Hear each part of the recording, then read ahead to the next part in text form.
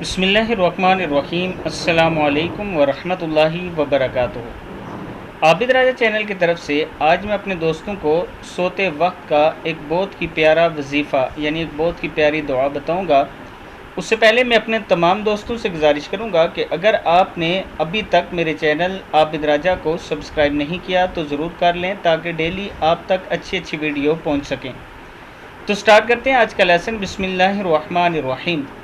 سیدنا علی رضی اللہ تعالیٰ عنہ فرماتے ہیں کہ سیدہ فاطمہ رضی اللہ تعالیٰ عنہ نے رسول اللہ صلی اللہ علیہ وسلم سے خادم کا مطالبہ کیا تو آپ صلی اللہ علیہ وسلم نے فرمایا، کیا میں تمہیں تمہارے مطالبے سے بہتر چیز نہ بتلاؤں؟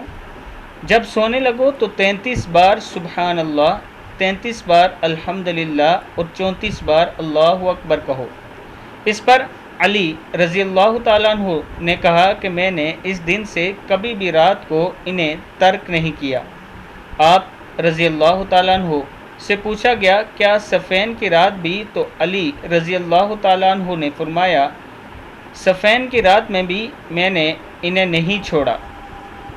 صحیح بخاری کی حدیث ہے، صحیح مسلم اور صحیح بخاری دونوں میں حوالہ یہ موجود ہے۔